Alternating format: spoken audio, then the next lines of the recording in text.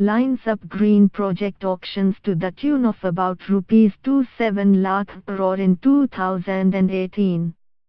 Driven by a historic low solar and wind power tariff, India is about to take a leap of faith on the renewable energy front, lining up green project auctions to the tune of about rupees 27 lakh crore in 2018.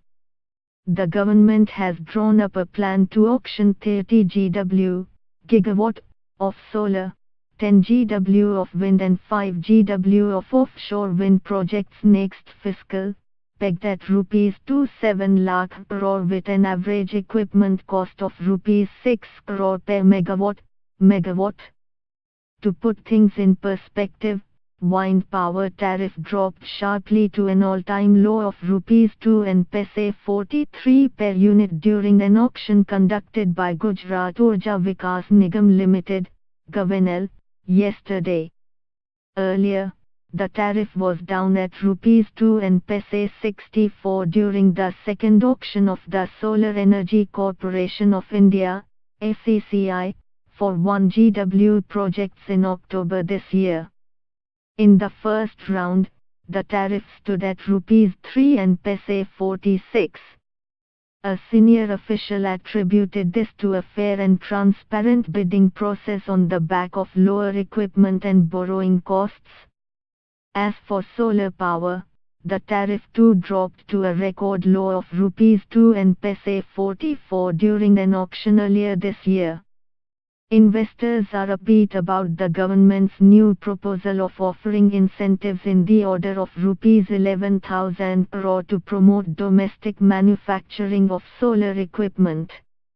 It is likely to be approved and implemented in 2018.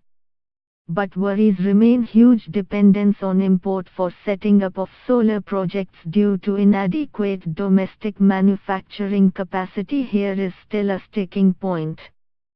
The proposed incentives and the recently floated expression of interest for 20 GW solar capacities by the SECI are expected to address the issue.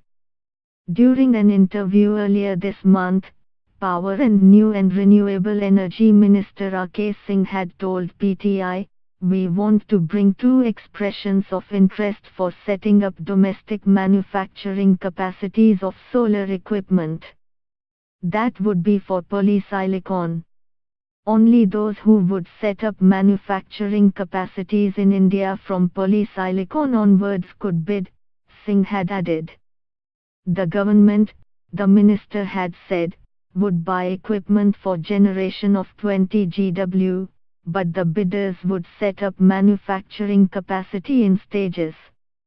They would set up manufacturing capacity for solar cell and modules in the first year.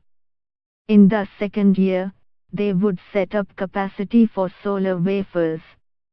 In the third stage, they would set up capacity for polysilicon, Singh had said. There are also plans to float solar capacities at hydro plants where evacuation facility is available. To allay industry fears on meeting renewable purchase obligation, RPO, the minister has promised that these issues will be addressed through the Electricity Amendment Bill, which is likely to be pushed in the budget session of 2018. He has also given an assurance that the RPOs will be made mandatory. The RPO refers to the legal obligation on some entities to either buy electricity generated by specified green sources, or buy, in lieu of that, renewable energy certificates, RECs, from the market.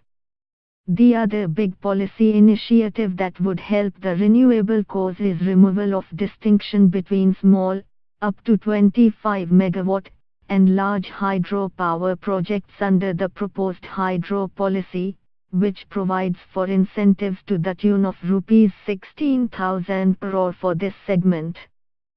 Currently, large hydro projects are not counted as renewable ones and are not entitled to incentives available to small projects.